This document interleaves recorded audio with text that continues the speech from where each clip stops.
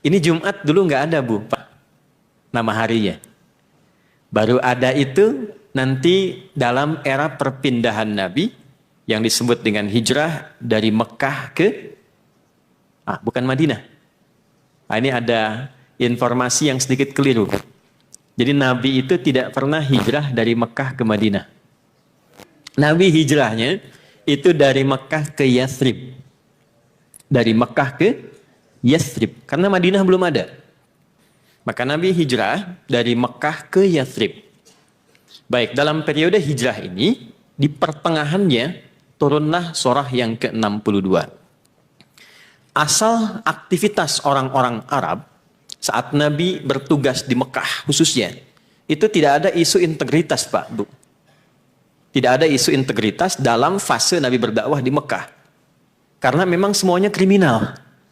Ya, jadi terakumulasi semua. Ya, jadi sudah melampaui batas-batas tingkat profesionalitas dalam dunia kriminal, sehingga semua tindakan kejahatan itu hatam semua bentuknya.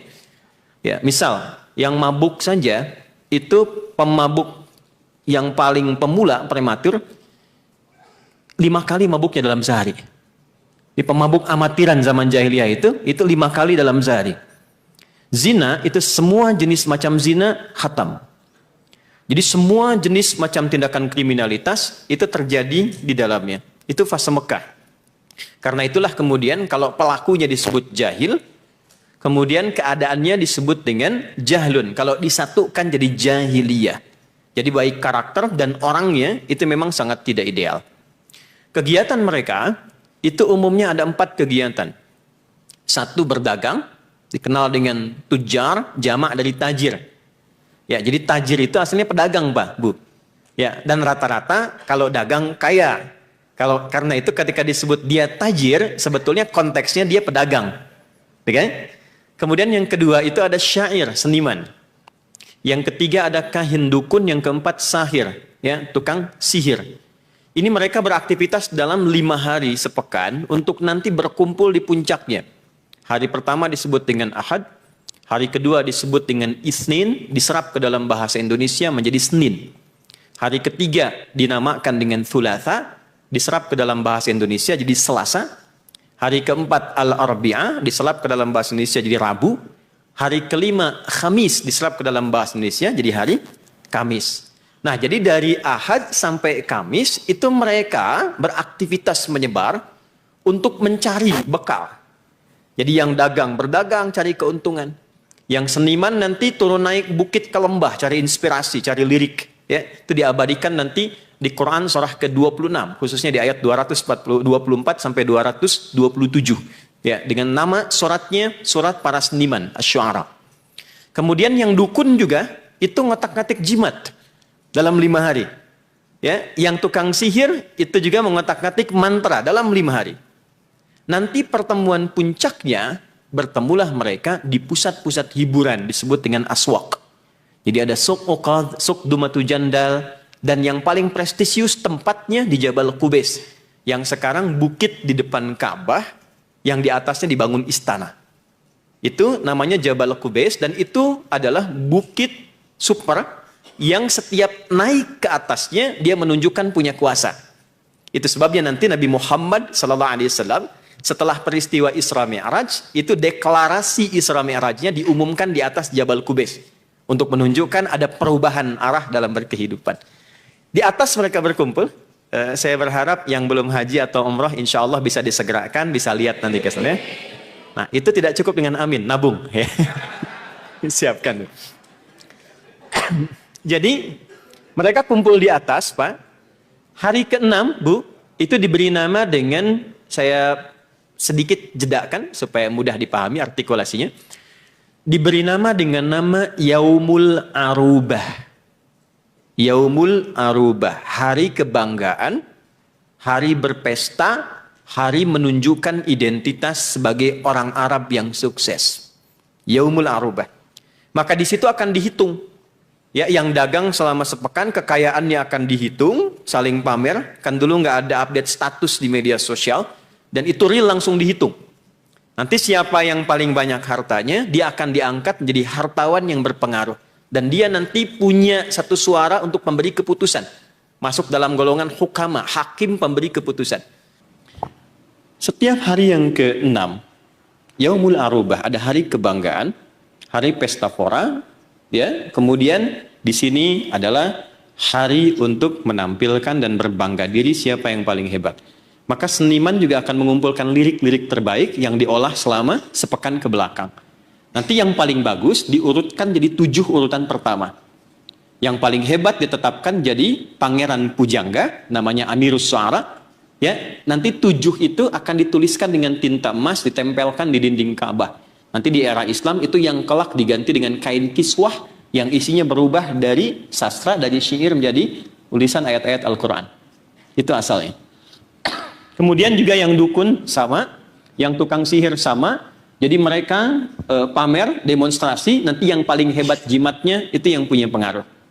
Itu berlangsung terus dalam perputaran konteks kehidupan masyarakat jahiliyah sampai tibalah ketika mulai ada orang-orang yang beriman Nabi dakwah selama 10 tahun di Mekah langsung, dan 3 tahun 6 bulannya itu private. Jadi 13 tahun kurang lebih kalau disatukan itu menghasilkan orang-orang yang tidak banyak, tapi ini poinnya.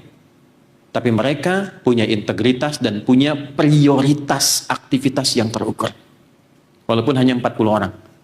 Dan akan dilacak dalam sejarah 40 ini. Kalau satu kaki mereka berpijak dimanapun, itu bisa merubah keadaan tempatnya, mensibgoh tempatnya, bukan hanya menjadi muslim dan damai, tapi bisa memajukan dan membangun peradaban di setiap tempat yang dia pijak. Nanti saya cerita belakangan. Ketika sudah tersusun 40 ini, dan sebagian juga sudah ada yang masuk Islam di Yathrib itu, maka turun perintah untuk berhijrah. Di tengah-tengah perjalanan hijrah itulah turun surah 62 ayat ke-9 yang merubah gerbang pemikiran orang Islam dan karakter kehidupannya dari Yaumul Arubah menjadi nama yang baru disebut dengan Jum'ah. Jadi ini asal mulanya hari Jumat. Itu sebetulnya nama bukan sekedar nama hari, tapi nama Islami yang membawa pesan perubahan dalam konteks berkehidupan. Turunlah Quran surah ke-62 ayat 9 khususnya sampai dengan 11. Ya ayyuhalladzina amanu idza nudiya lis-salati min yaumil jumu'ati fas'au ila dzikrillah. Sejak saat itu Allah merubah cara pandang orang yang beriman untuk membedakan dengan visi hidup orang-orang jahiliyah.